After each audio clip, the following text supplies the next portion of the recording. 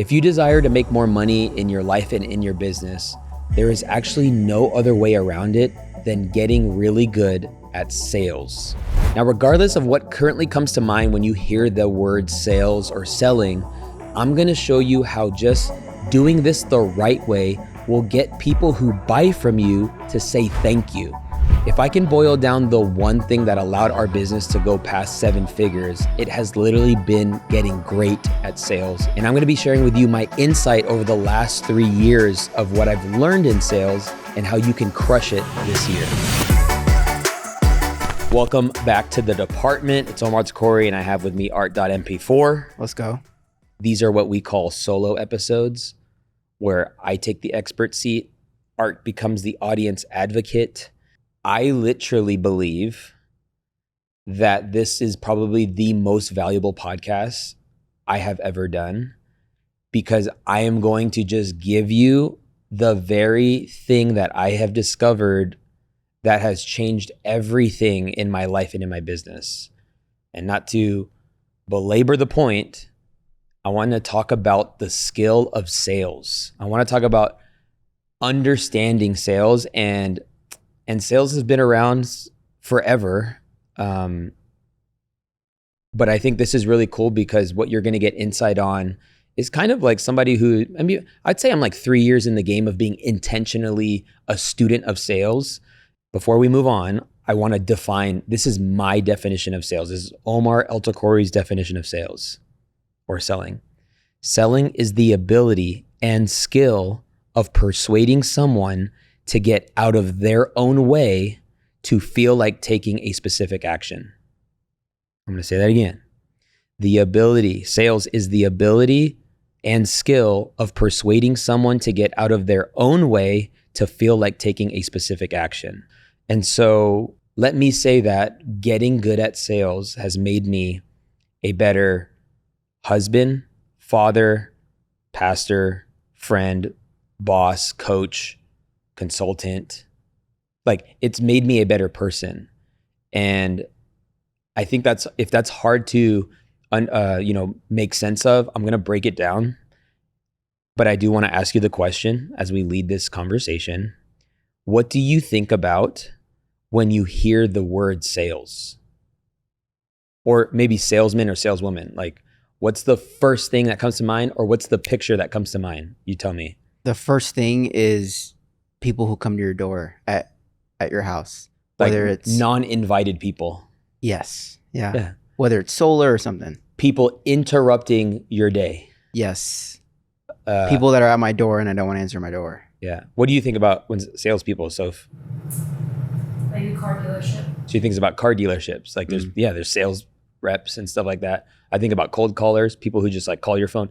The biggest thing I see, or the way my brain works in this is like, it's people who are interrupting your day. Even when you go in a car lot, you're like, I want to just look. Right. And then they're just interrupting you. You know, I think about when I go to the mall, one of the images I have is when you go to the mall and the guys that want to clean your shoes, they're like, they yell, bro, fresh Solomon's. I was trying to like flex a brand that people don't know. Bro, fresh Asics, bro, fresh shoes. Let me clean them. It's like, nah, dude, nah, for real. And it's like, they start coming. It's like, bro, I'm good. Yeah, it's like a pressure. It's pressure. And that's where you get the term high pressure sales, when you just feel like you're forced. Now, all of these things that happen to us when we hear the word sales naturally by default is because of bad experiences. And then what does it reveal? It reveals that we've allowed bad experiences ruin an industry or ruin the concept of something. Anyone successful, anyone who's made a lot of money, anyone who's built a business has tapped into the skill of sales. They've become really good salespeople. Now, I would even argue everything you are wearing, everything you are driving, everything you have, everything you eat, you were sold it. Would you agree to that? 100. Like, you recently bought a Tesla. Yeah. You were sold in buying a Tesla. and that process started far, Mhm. but like they've dialed in their sales process. They've made it easy. Yeah. But here's why it's so important to get really good at this, is because if you don't get good at sales, you'll just be frustrated at why people don't buy what you have to sell, especially if you sell something good, especially if you sell something that will change somebody's life. And so when I think about sales, you really think about like, it dates all the way back. I see it in scripture. But I just want you to know, like, change what you think about sales when you hear it. When I've been loving sales lately, and and really it's framed my mind, because I don't think sales is sleazy. I now think sales is serving. Because if you have a solution and you fail to get it in a person's hand that you know will help them, have you failed that person? Yes. Yeah, especially when we're talking about the three major areas of sales, Mhm. which is health, wealth, and relationships. Pretty much all offers come down to health, wealth, and relationships. So like you bought a Tesla, I would say that's wealth, as far as like saving, putting money in your pocket, not having to fix your car, not doing oil changes, like all this stuff. Like and then relationships, as like people will treat you better because you have a newer car. Yeah. That's just the truth, right? 100. Not driving around in a hoopty. People do things for one reason and one reason only. This is why selling will make you a better content creator. Because if you want to grow your YouTube channel, you need to learn how to get people to feel like taking the next action, clicking your video. Right. The biggest question is like, how do you do that? Well, you do that by first becoming a student of sales, also understanding that selling is serving. But I just saw this. I was reading the Bible this week, Matthew 16. This is the second time Jesus calls his disciples. Whoever wants to be my disciple must deny themselves. Whoever wants to be my disciple. It's like, if there's anything you desire in life, the way you're going to achieve that is to get out of your own way. Right. And this is a call. Like, I mean, Jesus is making a call into discipleship, which is a life of purpose, fulfillment. It's like he's inviting them into a life-changing experience. But you have to get out of your own way. And this is the reality, is because of the stigma of sales, like all these examples, people already have their guard up. So even if you know you have something good for somebody, you got to get good at getting people out of their own way to take a specific action. And this is kind of why I like painting the picture of you. If you offer something, a service, a product, whatever you do, like if you sell something, you should see yourself like a doctor. It's like the simplest illustration. If you are a doctor that prescribes medicine and you have somebody in the chair across from you, it is your duty to prescribe them something that's going to help them based on their condition, based on what they're struggling with. After finding out what's wrong. After finding out what's wrong. Yeah. And if you don't have a solution, then what's the next step to do is probably like recommend them to somebody else. But like, because sales has a bad rap, we have a lot of doctors prescribing things to people, forcing it, and they don't even need it.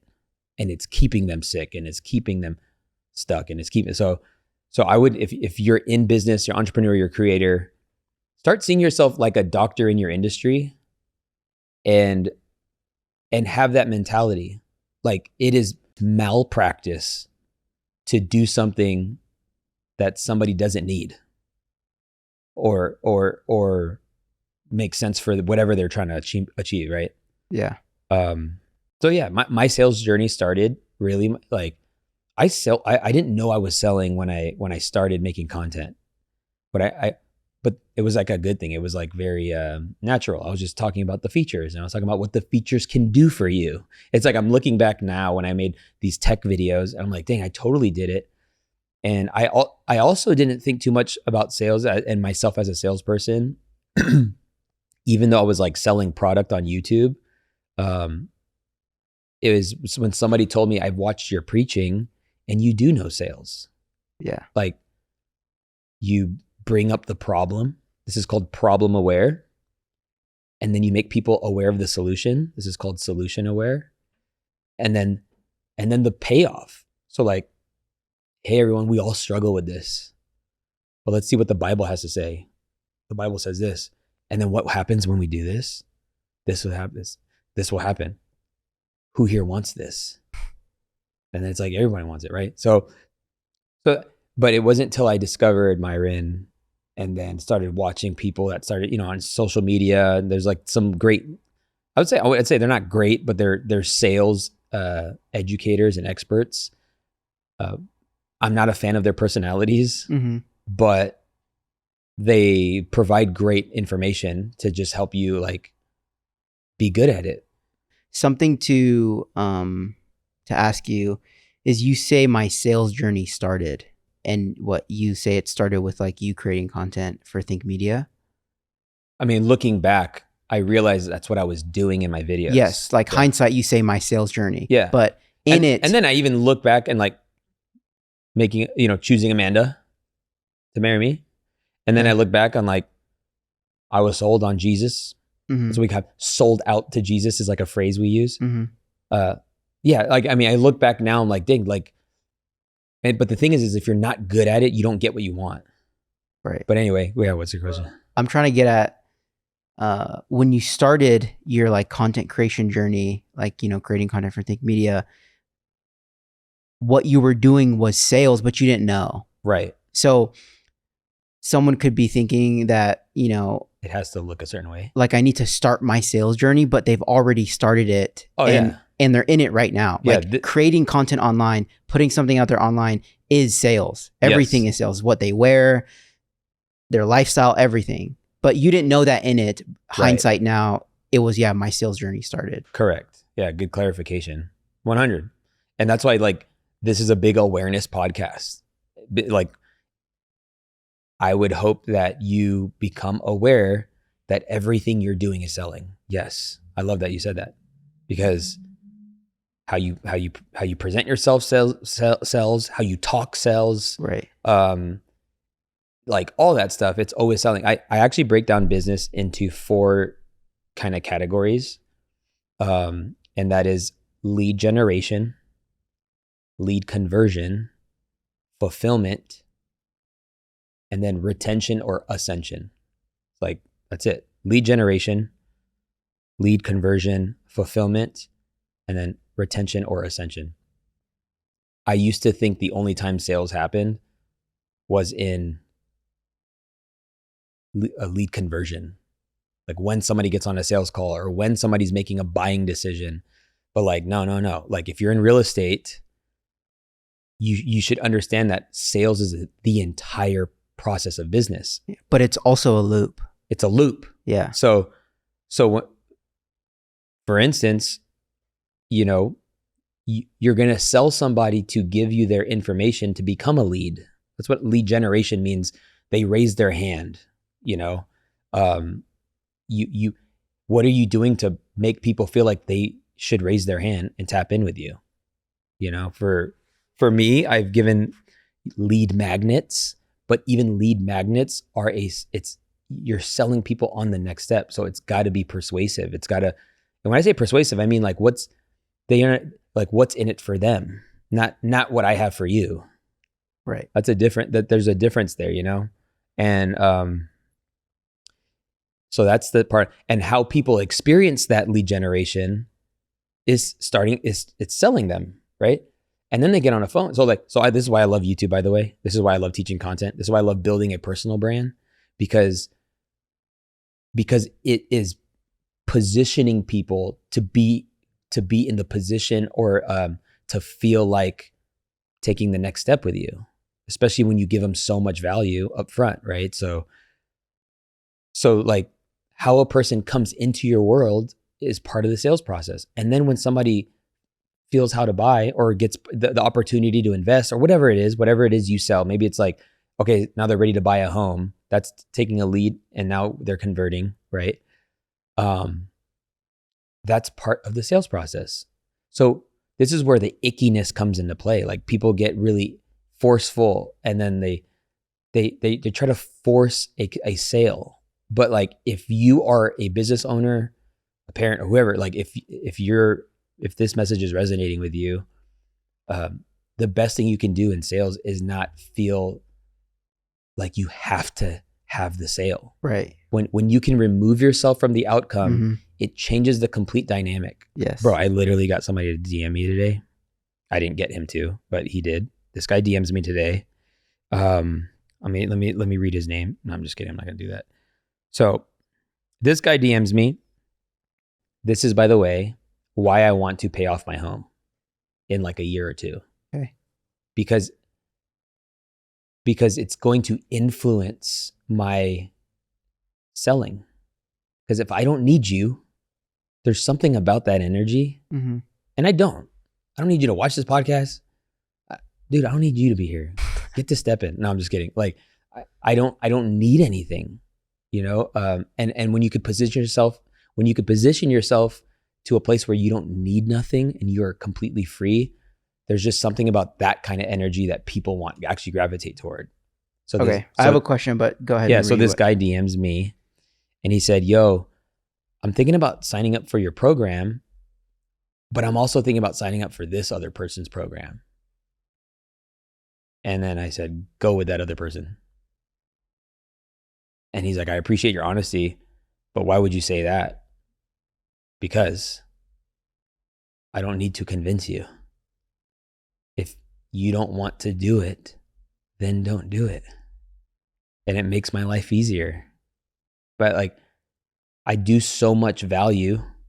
I give so much value that when it comes time for somebody to take the next step with me, with all the results I have, with all the things that I'm doing with my clients, like it's insane. Yeah. I'm so secure in that dude, go with that other person. Like literally, I don't even want to be an option. And I understand that like when people are buying that's what happens. But like you either know me or you don't. I put enough out there, you know, what, dude, go for it, whatever, you know? And it's just funny because I haven't even read it though. But like, look at like now he's, what's the word? He's projecting. Sure. And by projecting, it's, you know, I haven't been able to respond. He has like 2-3 paragraphs. But again, I'm just saying when you don't need the sale, it just does a funny thing about people. Wait, but no, but you know, Start backtracking. you start backtracking. But would you say it's easy for you now because I don't know, you're at a place in your life where, yeah, you know, you've accomplished, you know, a certain number in your business. You're good with the house. You got the cars. You got the watches. Like, of course, you don't need the money now. Why don't expose me? No. But like versus you said versus easy. people starting out who like yes are saying, Omar, but I do need the sale. I do need the sale. I do need it. Yeah. What you need to do if you need the sale is you need to creatively come up with a way where you can leverage something else to allow you to not need the sale. For instance, if you really need the sale, go drive an Uber. If you really need the sale, do something that allows you to make money even though it's not your business or what have you, especially if you're in the startup phase, right? Get a job. Like literally, like one of the best leverage points people have that have jobs is their job, because then now you can go build freely, not needing anything from your business because there's a check coming. So would you say to the young men my age, or just anybody who have left their job, left their 9 to 5 to just go all in their entrepreneur my journey? thing is like that's unwise because you put yourself in an unwise situation that's going to cause you to become desperate. And there's 2 killers of sales. The 2 killers of sales is desperation and time. Like you might have somebody on a maybe or a yes, and then you let days go by and you lost it. Or maybe you did a presentation and you didn't follow up. And like as days goes on, those leads become colder and colder and colder. So I mean, it's both sides, right? This is why like strike while the iron's hot. But yeah, you gotta remove the desperation. It's like, and let's just boil it down to like back to parenting. Like if I approach Ruby and I say, Ruby, brush your teeth, you're gonna get cavities. Like I want her to take a specific action, but is that gonna create a feeling in her to want to do that? Now, as a parent, I'm desperate. She had like 3 cavities the last time I went to the dentist, bro. And I'm like, sis, what the crap, bro? But I can also, me understanding persuasion, I now can go, hey, Ruby, get down at her level and say, what do you think about this? How about after you brush your teeth, we start Lilo and Stitch? The light just went out, but it's okay. How about after you brush your teeth, let's start Lilo and Stitch because the real one comes out this week. Mm-hmm. And now I'm getting her to focus on something that is in her benefit. Same thing I need her to do. And that's an easy yes for her. Right. But that takes me understanding her. That takes me having the care and compassion to do that, you know? So I say all that to say, that's what I would say to that. Follow-up question. You said desperation and time. I feel like that's a fine line, staying in between desperation and time, because you say, you know, time is like not following up, the lead gets colder, but then desperation is like maybe jumping at it too quick or being too overbearing with like the opportunity. Yeah, great. I think it all comes down to motive. So like if you're following up to get more insight, more data, I even think a great way to follow up is like, hey, is there a reason why you didn't want to go to the next step or take the offer or buy the thing? Like, is there a reason why? And then it's like unpacking those reasons. And this is where like the care part, and that I would say the follow-up is simply, that's not a desperate play. That's just more strategic in the sense of just checking in because people are busy. Yeah. You know how many times, because it's really just like a numbers game sometimes, right? Some people just like life happens and like, oh dude, I totally forgot. Yeah, here's my credit card number. Right. Just because you chose to follow up. They say the fortune is in the follow-up. I mean, actually, I guess what, separates the desperation there is just removing yourself from the outcome. It's just, I'm going to follow up. Yep. And if anything happens, it's fine. Versus like, I'm going to follow up because I need this. Dude, going into any sales conversation, business-wise, negotiation, whatever, going into it and removing yourself from the outcome is one of the best ways to remove desperation. And it's like, whatever happens, happens. Hey, department fam, wanted to take a brief break from this conversation. I hope you're enjoying it as much as I am. And the first thing I wanted to talk about is that, did you know that 75% of the people that watch this podcast on YouTube actually aren't subscribed, which is a high chance that you're not subscribed. So number one, I want to say thank you for listening or watching the podcast. And number two, if you can hit that subscribe button, that would be amazing. The second thing is, if you are an entrepreneur, content creator, or somebody looking to make money online, I want to encourage you to come to this online event called the Content to Cash Challenge. This is a special 5-day event that's going to give you access to the system I use in my business to make multiple 6 figures with my content. If you've been desiring to either get your business and brand more exposure, grow a YouTube channel, whatever it is when it comes to video, I would encourage you to jump into the Content to Cash Challenge. We'll be sure to post the link to the challenge down in the show notes or the description. And I want to encourage you to jump into the VIP experience. This will give you access to a 1-hour Q&A call every day of the challenge. This will guarantee myself to answer a personalized question you may have. So I'll see you on the Content to Cash Challenge. Now let's jump back into the conversation. Do you have this in your notes or, and like you're going to get there, or can I ask you now? Whatever, ask it. Like, how did you get there? How did you get to where you're just far removed from the outcome? By living wise. I live way below my means. I don't upgrade my lifestyle at the pace of my income. It's very patient. It's thought through, and I do live way below my means, even still. And somebody could look at my life and see what I'm doing and be like, no, you don't. But that's just because you're projecting on me. Like, no, we live way below our means. So that's how wise living has allowed me to do that. Okay. And I get a lot of my wisdom from the book of Proverbs. And so good segue into... A proverb a day keeps the fool away. That's right. But here is why you need to get good at selling. You need to get good at selling because this literally says in the Bible in Proverbs 11:26, the people curse him who holds back grain, but a blessing is on the head of him who sells it. Like, let's not over spiritualize that. The people curse him who holds back grain, but a blessing is on the head of him who sells it. And I love what Russell Brunson says. He says, when you have a product or service that will help someone make their life better, it is your moral obligation to sell it. And so I know we're still like unpacking like the sales is sleazy thing. And it's like, just see it as service. It really is. And now you control the sleaziness. You control the forcing. Like you control the narrative of what people begin to think about. So we're literally in doing a challenge right now. We're in the middle of challenge week. And you know what people are saying to me when I ask them to unmute and ask a question or share a breakthrough? What? The first thing they say is, Omar, thank you for this opportunity. Wait, what? You bought a ticket to my challenge. Yeah. Hey, Omar, I just want to say thank you. Yeah. What's crazy about that is I sold them into this challenge. Yes. Whether they knew it or not. And that's the best kind of sales. The best kind of selling is when people thank you for buying. Like when people thank you for selling the thing to them, it's so beautiful. But you can't escape the concept of sales. Like we everything we have, we were sold. Period.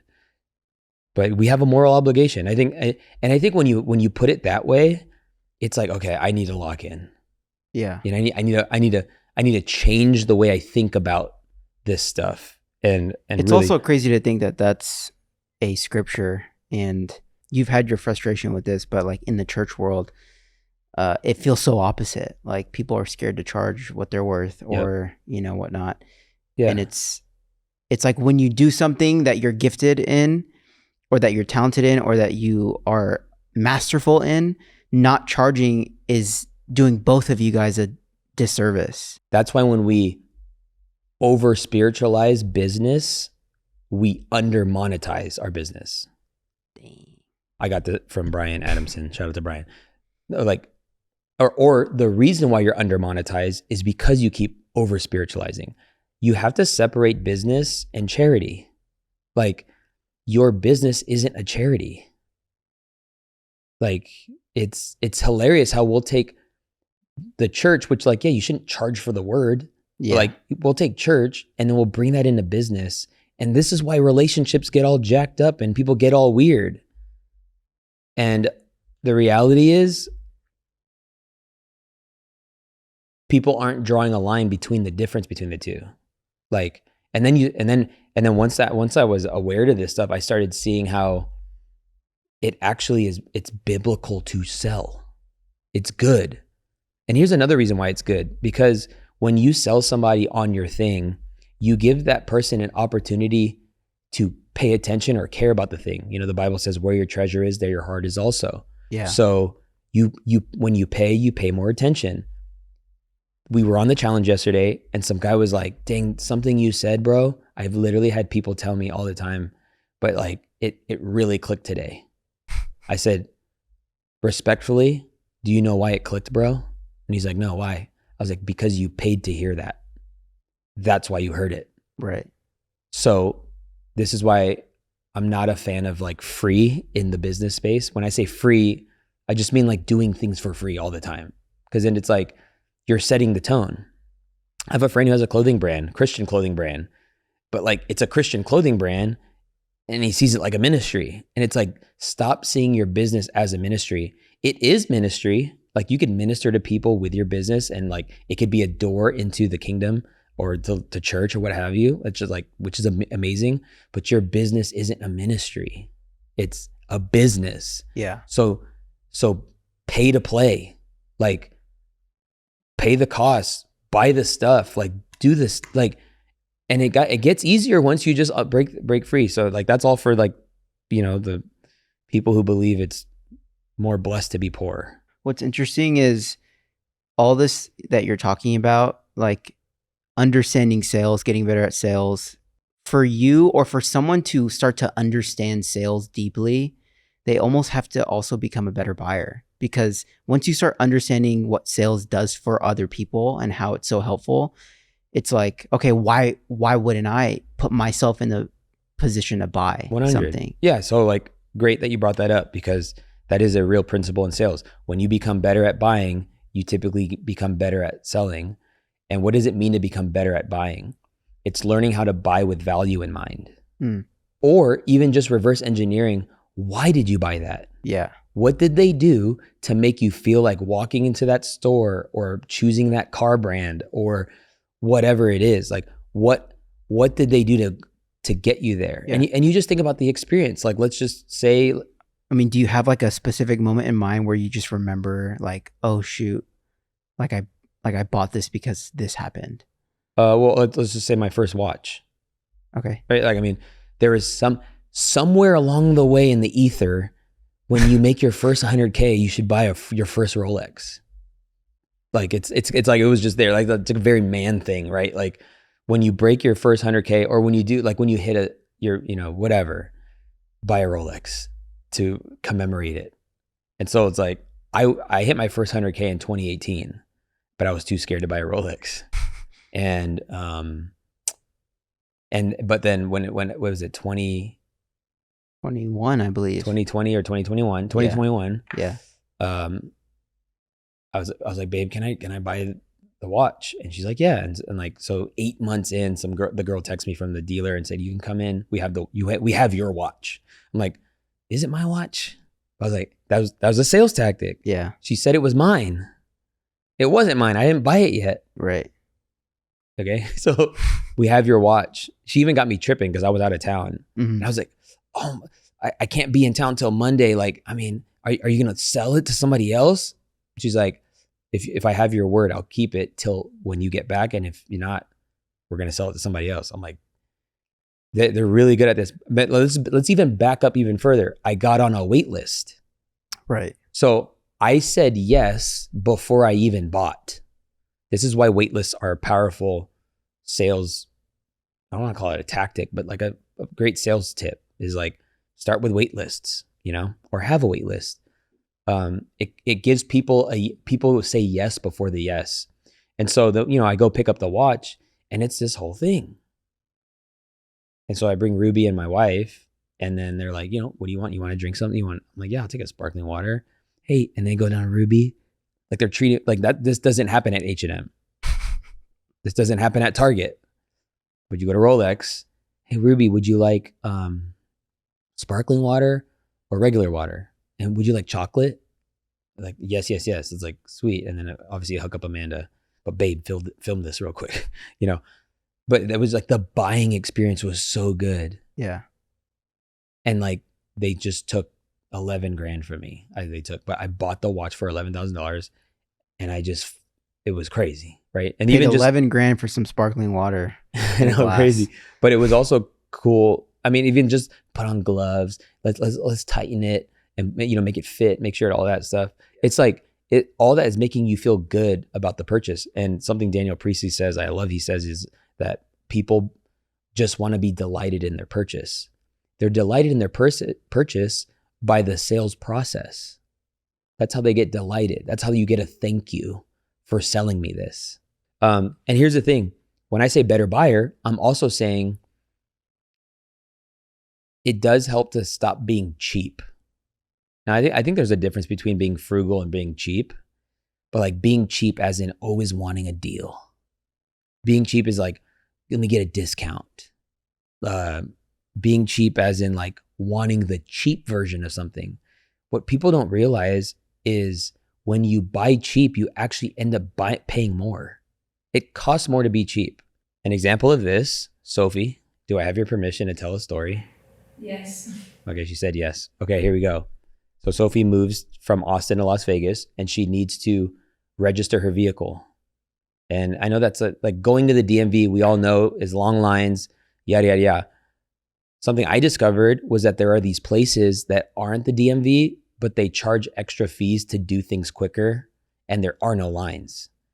And so, I told her, I was like, go to DMV ASAP. It's like right down the street from us. So you don't have to drive that far and just pay the extra $500. And she's like, okay, whatever, And then she was like, hey, can I go to the DMV this day and get this done? I'm like, yeah, you know what? Yeah, go. So you go and you spend how long at the DMV? 2 hours. 2 hours in line. And then what happens when you get to the front? Their system crashed. Their system crashed when you got to the front. I mean, I don't know. Like I've been, when I was a teenager and like renewing my license and stuff, and I only went straight to the DMV, the system always crashes. There's just like a pattern, long lines, system crashing, everybody's waiting, everybody's frustrated. It's just like the worst place. And there is a solution that for a price, but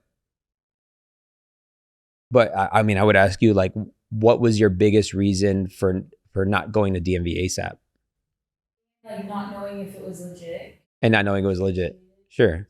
And I recently got a car and I know about the place. And so I went there and it was, it was like $500 more than it would have been if I waited in line at the DMV.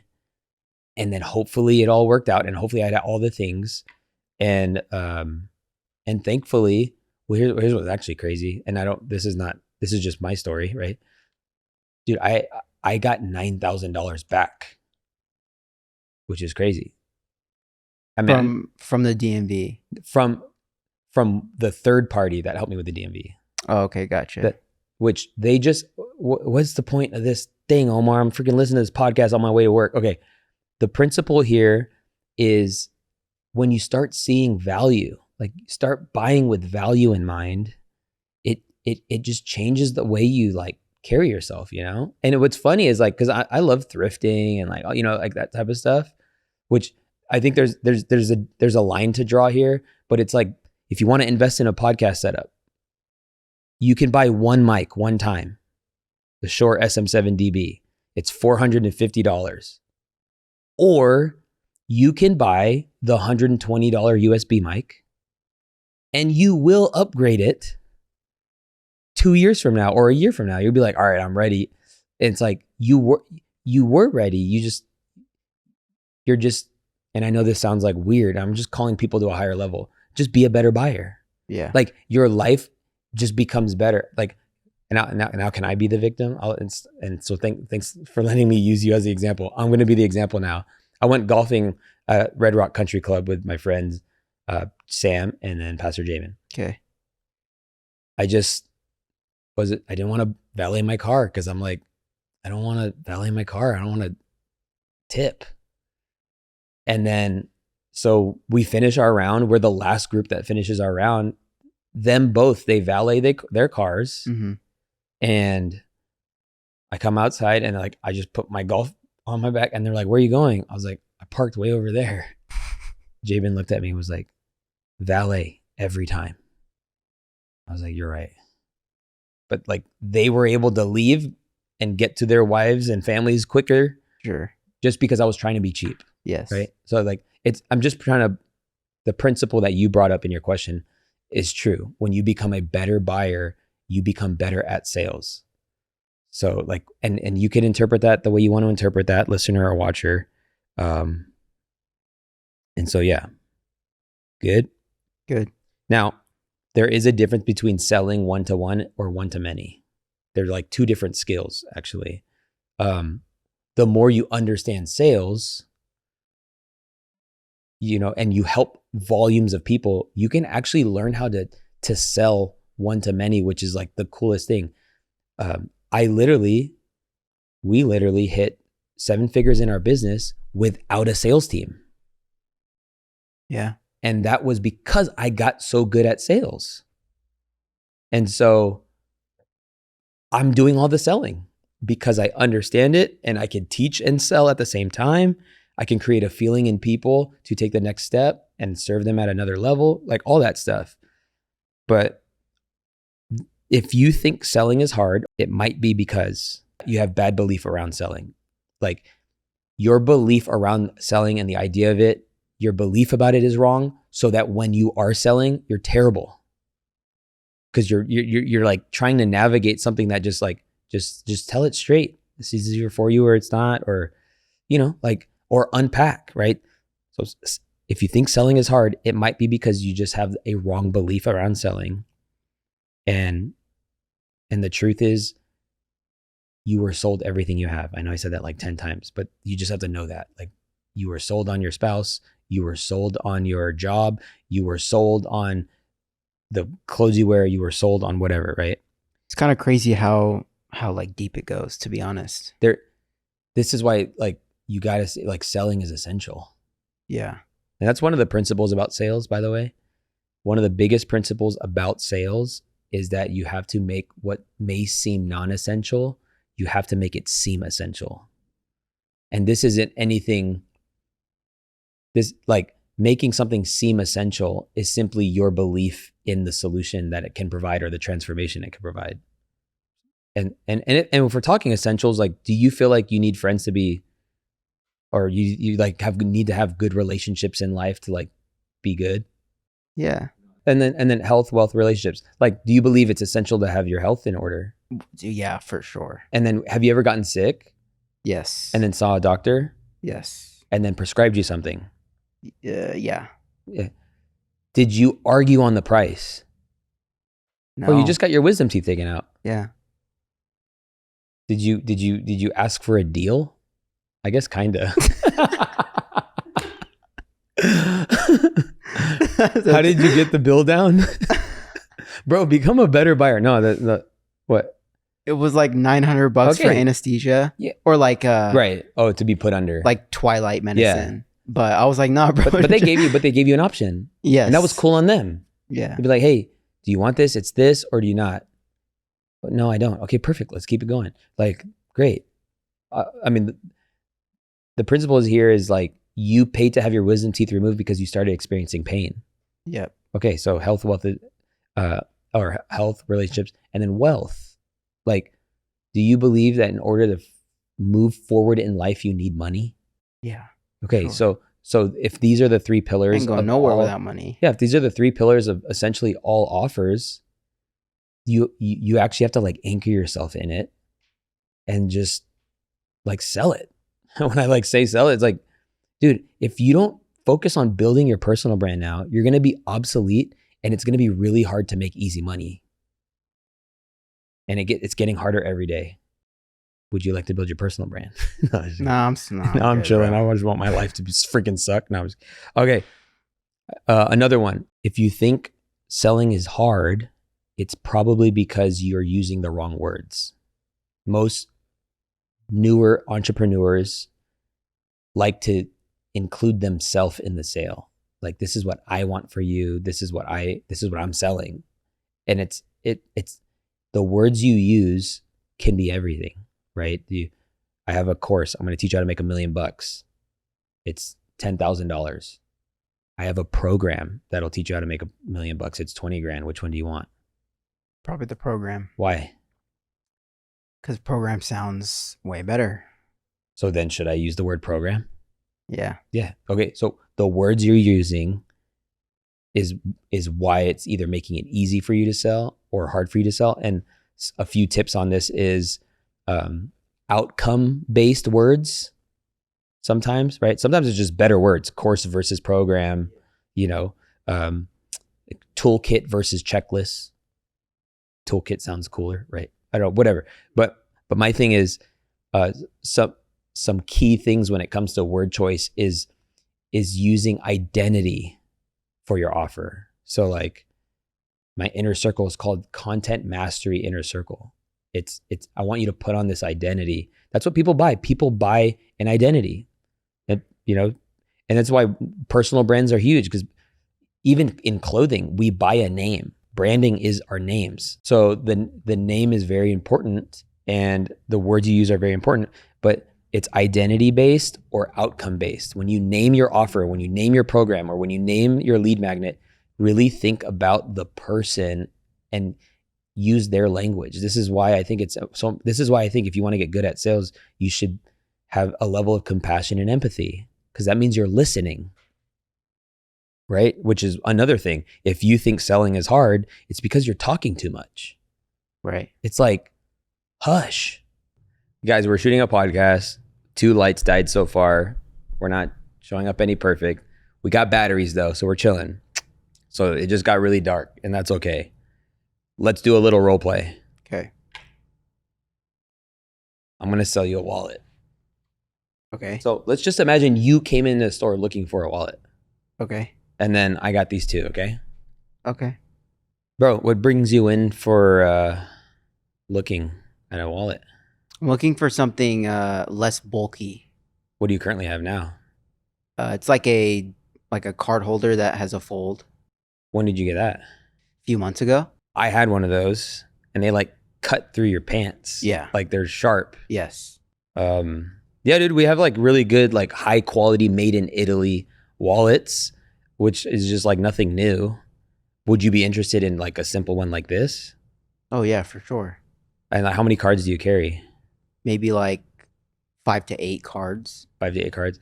Okay. Are you the type of guy that you like people acknowledging you, or like things you have? Do you like having nice things for people to like be like, oh, that's really cool?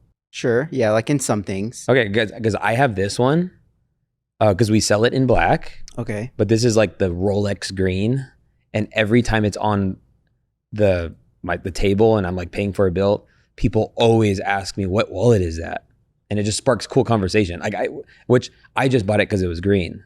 Is this like something like you would like? No, yeah. I mean, I think that green is nice. Yeah, check it out. Made in Italy. Dang, it feels really soft. Yeah, it's soft because we use like special leather. Would you like it? What's your budget right now? Like $250. Cool. The wallet's $220. Sick. Yeah. $30 discount. That's crazy. Let's do it. Congratulations. Let's do it. So now let me just say, you were browsing, and I know that was role play, so like chill everybody. But you could have went to other stores and kept looking. But I was asking, the words I was using was trying to get you like skillfully to just answer simple questions for your own preferences. And I'm actually like, I'm just gonna let you know a few things that I did on purpose. I actually demonized the current wallet you had more than you did. And yes. and I was able to do that with my own experience. Cause and that's what's cool. If you're a salesperson, you'll know that you can use your own experience. Dude, I had that before. Yeah, dude, I remember when I bought my first house. These were when we first renovated our house, make sure, so I was able to like aggravate and like double down on your intention of being here. Right. I'm just saying this was intentional. I'm a little sales ninja. No, I'm just kidding. Sales girl. And then I started with presenting you options.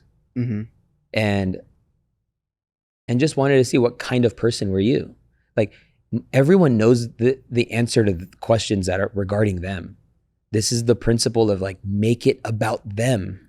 Like I was making this buying purchase all about you, right? Yes. Like, so understanding like, man, dude, yeah, those card things are whack or whatever. But yeah, we have a basic watch, and now I can like see where you're gonna go. So by presenting 2 completely different options, essentially with the color black or green, I'm seeing where you're going. Now, if it wasn't this wallet, I now have info on where you vibe, like you want something that's gonna make people. So maybe we got like one with the fat logo, mm-hmm. or one something a little more flashy, or something a little more flashy. But like now I can guide you. Like this is the same stuff when I understood like even like with car sales, and I didn't do car sales, but if you try to sell somebody a car but you don't understand what they're looking for, then you will start forcing it. And that's like one reason why selling is hard, is because you're forcing the sale. So when you ask a mom and you say, what brings you in, and you say, I'm looking for a new SUV. Well, like, what do what do you need most? Well, I have a family. I have 3 kids. Have you considered a van? Because like a van could like change your life, like just so I know how good. And it's like, yeah, let's look at everything that's best for family. And it's like, hey, by the way, this van feature literally has a vacuum built into it. And now I'm just showing her more of what she needs. And this is why selling is serving. She didn't know about the Kia Carnival. Bro, that freaking van is sick. I was like this close to buying it. That's wild. It looks like a van SUV. Have you seen them? No. It's sick. Captain seats, hybrid. It was like when it reverses, it sounds like a spaceship. Anyway, that's like those are all side notes. Okay, so yes, we're talking about why selling is hard. So selling is hard is because you're talking too much. You're trying to convince and force. I learned that there's a difference between convincing and persuading. Persuading is just helping somebody get out of their own way. You're not listening. And then like I mentioned, you're desperate. We should never beg people to buy. I remember your example of like somebody comes to your door-to-door salesman. Like that's a thing, interrupting your day. Yeah. There was a guy that came that like noticed the car on my driveway, and it was like an older paid off car we had. And he's like, hey, I noticed that car on your driveway. Like it's a pretty sweet car. I was like, thanks, dude. Whatever. Yeah, cool. He's like, yeah, I used to have a Camry, when I was growing up. Yeah, cool, bro. He's like, how long you been living here? Like, dude, bro, my daughter's freaking like, and then like as I proceeded to close the door, he kind of like steps in closer and asks another question. Are you looking for? And then he sold extermination, right? And it was like, I think he was trying to get his best to like keep a conversation going, which is one thing you want to do. But this is like that's more like hard, high pressure sales. But I was just like, you could have just led with that, bro, because I've been using the same Terminator, the same exterminator for literally 12 years. You had no chance to begin with. But if you just got quicker to the no. Yeah, just be like, hey man, we're in the neighborhood. Like, and you could lie in this case, maybe don't say that. You can just say, hey, we're just seeing if anyone, do you have any bug problems? Again, aggravate the pain. Yeah. Anyway, so now, when does selling become easy? Number one, selling becomes easy when you believe in what you're selling. Something I like to say is selling is a transference of belief or enthusiasm. So when you really believe what you're in what you're selling, it's so hard for you to have a weird tone. Like it's like, it's you're excited. It works. It's helped a ton of people. And so, and just to add, to that point, it's when you believe what you're selling is essential, like what I mentioned earlier. So just, you have to get there. And if you don't, you'll just lose to the person that finds that. And you just got to search for that. Like if you sell homes, you help people build wealth for generations. Yeah. Like you put a covering and a protection over families, and you help people find a place to create core memories. Like make it essential. Like I'm selling people on owning a home versus renting. Did you know that? Like, hey, did you know that kids who move from time to time, they end up rebelling later in their teen years because they never had a place to be planted? This is why having a home as a family is so important. Stop renting. Like, but then let's say you help people rent stuff. Like, the worst thing about home ownership is that your mortgage is never the actual price of your house payment. Because if something goes wrong, and usually things do, it's always the energy, the this or the that, right? Like, so what you really think is a mortgage is really just the beginning of your cost to live. Sure. But when you rent, it is what it is. Nothing more, nothing less. And then now you can go take the rest of your money and do other things with that. Go travel. Like literally those are two opposite things, and I made a case for both. Yeah. So selling also becomes easy the more you understand and or have data on the person you're selling to. The more you understand or have data on the person you sell to. This one's a big one. It's big because Because like the van example, like me trying to sell you a wallet, like it just helps. So, and this is why when I say you're talking too much, the only thing you should be doing is just asking question. Yeah. Like, but what is a way to do that without it feeling intrusive? Because I mean, I could say the dude that went up to your door to find out if, you guys need an exterminator, he was trying to get more info on you, asking questions. Right. But it felt like, bro, just leave me alone. Yeah, I think he just did. I mean, maybe he was young, and you're asking a question in the context of like door-to-door sales, which I don't even want. Like, I feel like that's less people watching this, but I would say he can just, if I was doing it, let's just say if I was doing it knowing what I know now, I would be strategic. This is just my brain at the time in which people come home from work. Mm. So because then the garage is open, and then potentially I can have more conversations on driveways, which is just a little more like guards are down and stuff. But when you knock on my door and I open it, there's already so much there, But anyway, I mean, that's what I would do different. I would try to have more conversations like of people having on walks, things like that. But the questions that you're asking people or help people, like when you're helping people, they actually reveal to you what they need. And then when you help enough people, you can actually predictably assume generalities about people you serve. So like when I do presentations, I'm like, let me guess, you're probably asking this. Right. And it's like, boom, boom, boom. And they're like, shoot, dude. Like, oh, dude, you just read my mind. You just read my mind. I didn't read your mind. I just cared enough to listen to everybody else that came before you. And now that you're here, I can make this, this predictable observation about where you're at, So selling becomes easy when there is trust. This is why I love having a podcast. Like, I can't fake who I am. It's just a conversation. And so, if you're trying to make a quick sale, then like, in my opinion, the best way to build trust is through time. And so that's why knowing that, be patient. When you're not desperate, sometimes, and this is like a belief that I kind of live with, when somebody says no to your offer, you have to interpret that as a not yet. Yes. They are not ready. They're not ready. It's nothing wrong with you or your offer or... Don't take it personal. Yeah. All that stuff. But if you serve them in any way, you build trust. This is like, yeah, I mean, one of the greatest things you could do is like the DMV experience. Like, I didn't have every price they gave me, like, here's the fee. Do you want it 60 days or 90 days or whatever? I was like, I'll do 30 days. And then when the owner called me and said, hey, we saved you $9,000, I was like, no way. He's like, yeah, so when you come in, just ask for me and then I'll like refund you to your card. I was like, cool. Yeah, man. And then I was like, what's the catch? He's like, there is no catch. Just say thank you. I was like, bet. Thanks, bro. And I will go back to that place because in the fulfillment process, they built trust with me.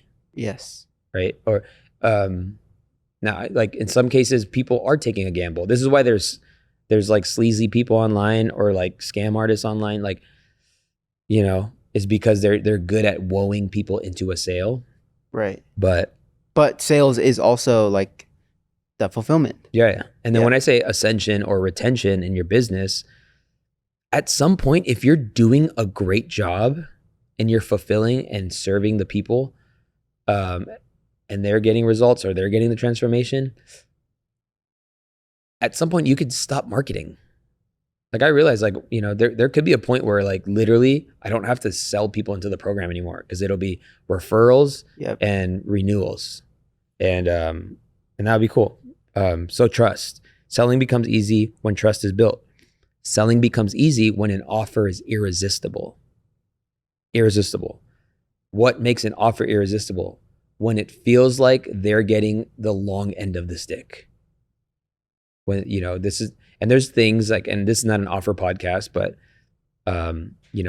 having, if you can do like risks, no risk or no risk guarantees. If you don't like this in a certain amount of days, it's like the mattress industry, test it for 90 days. Are you going to send that mattress back after 90 days? Probably not. Probably not, dude. Now, I did get sold on a couch. We were couch shopping. And so we were in the market for a couch. We went to Crate and Barrel, and then we went to Restoration Hardware. And funny enough, here, at least in Nevada, I don't know if it's anywhere else, but we have this place called RC Willie. And because we just got a new home, and I didn't know what the couch was going to feel like and look like and all that stuff, their thing is you have like 14 days. And if not, we deliver. And then if you don't like it, we'll come pick it up. Oh, wow. Zero cost. Like we won't, there's no percentage, there's no restocking fee. If you don't like it, we'll just come pick it up. You just text me. Done. So what did that do? That got my card swiped. So we chose a couch, swiped a card. We didn't like it. Like, shoot. Oh, well, text the guy. He's like, done. I'll set it up to get picked up. Come in if you want another one, or I'll just refund you. So we go in and we pick another one. And there was actually a difference where we got money back. It's like, cool. That second couch didn't work out. I'm like, shoot, at this point, what do we do, babe? And I was like, let's just custom order one at this point. And then that's when he was like, if you custom order a couch, obviously because it's custom ordered, it's final sale. Yeah. But we tested all that to say, all the furniture stores, and they just won us because of a no risk. There was no risk. And was cool. He was even, it was during Christmas week. He was like, and by the way, just keep it through Christmas. Don't like not have a couch for Christmas. So whether you like it or not, just keep it through Christmas, and then we'll come pick it up if you don't like it. It's like it's like music to my ears. Yeah, right. For sure. There was no risk in actually buying a couch. He removed all friction possible. Yep. And these are just things. When I say it, I just hope you're aware for the concept of like when an offer is irresistible.